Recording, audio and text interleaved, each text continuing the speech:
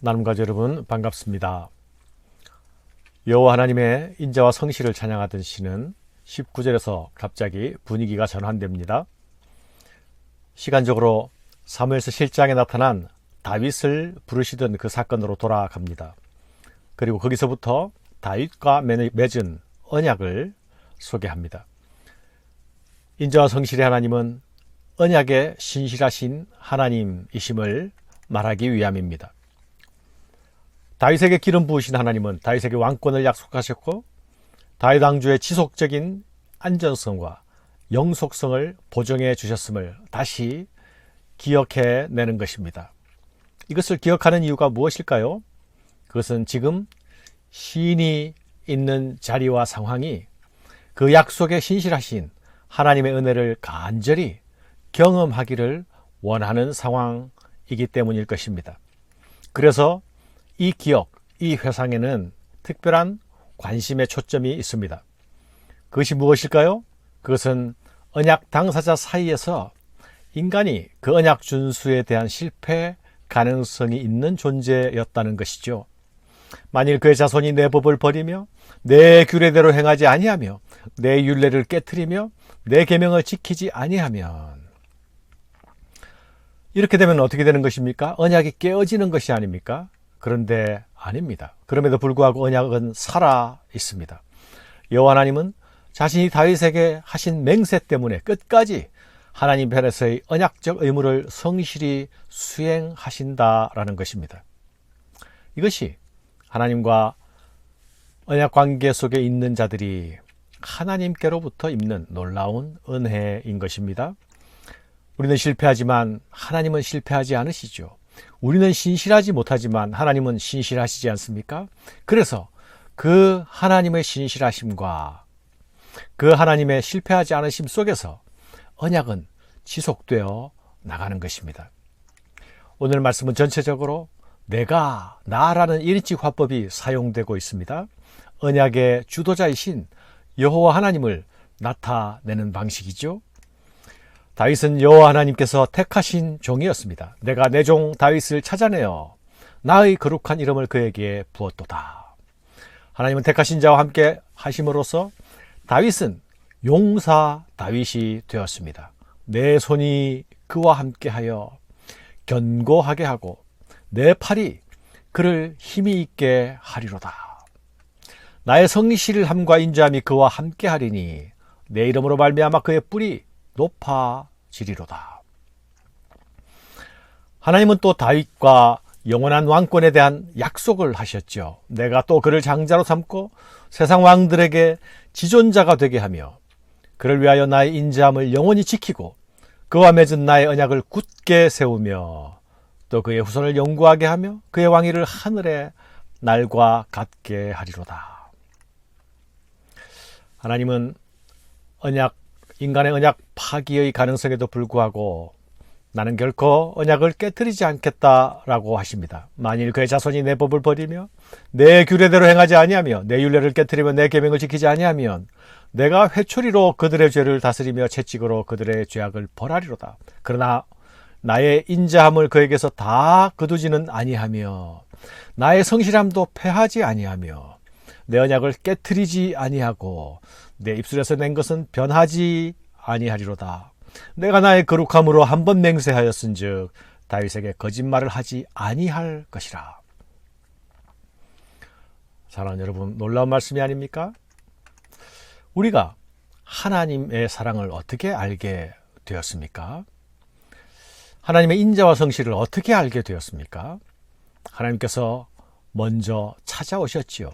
그리고 우리에게 하나님 자신을 나타내 보여주셨지요. 하나님의 사랑은 어떻게 나타났습니까? 그분의 언약적 신실함 속에서 나타나지 않았습니까? 약속을 주시고 그 약속을 신실하게 지키시는 가운데 하나님의 사랑이 나타났습니다. 사랑하는 여러분, 우리를 부르신 그분이 여호와 하나님이란 사실이 중요합니다. 우리에게 약속을 주신 그분이 여호와 하나님이란 사실이 중요합니다. 그분이 여호와 하나님이시기에 우리는 그분의 약속 안에서 그분의 인자와 성실을 만납니다. 사랑의 하나님을 만나는 것입니다.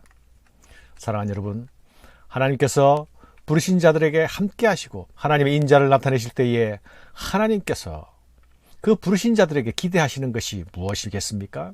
그것은 하나님의 사랑을 경험한 자들에게서 나타나게 되는 하나님에 대한 자연스러운 반응입니다. 그 반응은 우리를 찾아오신 하나님과 특별한 관계 속으로 들어가는 것이지요. 바로 아버지와 아들의 관계로 들어가는 것입니다. 우리가 하나님의 자녀가 되는 것이죠. 그를 내게 부르기를, 그가 내게 부르기를 주는 나의 아버지시요 나의 하나님이시요 나의 구원의 바위시라 하리로다. 하나님은 이 고백이 있는 자에게 특별한 약속을 주셨습니다. 내가 또 그를 장자로 삼고 세상 왕들에게 지존자가 되게 하며 그를 위하여 나의 인자함을 영원히 지키고 그와 맺은 나의 언약을 굳게 세우며 또 그의 후손을 영구하게 하며 그의 왕위를 하늘의 날과 같게 하리로다. 사랑하는 여러분, 약속을 주신 하나님은 그 약속을 어떤 경우라도 신실하게 지켜내십니다.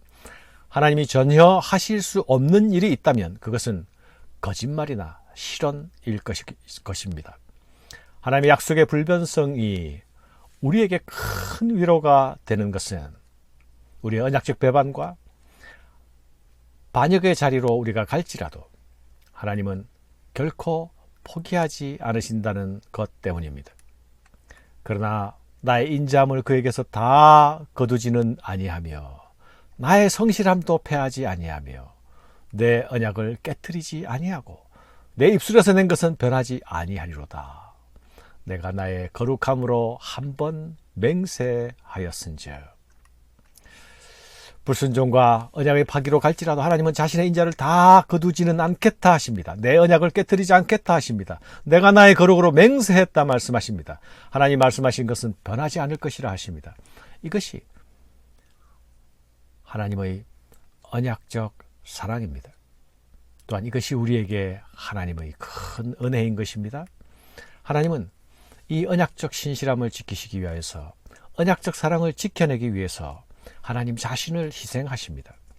언약 파기자가 당해야 할 수모와 대가를 하나님 스스로 감당하시지요. 우리에게 모든 책임을 물으시는 대신에 우리를 용서하십니다. 때로 우리에게 횟조리와 채찍이 있는 것은 우리가 그분의 자녀이기 때문입니다. 우리가 징계를 받는 것은 역설적으로 그분의 사랑받는 자녀라는 것을 알게 하는 것입니다. 다윗을 부르셨던 그분이 우리를 부르셨습니다. 다윗과 함께 하셨던 그분이 지금 우리와 함께 하십니다. 다윗을 높이셨던 그분이 우리를 높이실 것입니다. 우리는 우리를 부르신 하나님을 향해 주는 나의 아버지시요 나의 하나님이십니다 고백합니다. 이때에 하나님은 자신의 인자와 사랑을 우리에게 더 풍성히 나타내시고 더 풍성히 보이실 것입니다. 자녀를 향한 아버지의 사랑을 쏟아 부어 주실 것입니다. 하나님의 사랑의 언약을 아는 자들이 나타내야 할 반응은 종교적 의무나 종교적 태도가 아닙니다. 그것은 바로 사랑의 반응입니다. 감사합니다.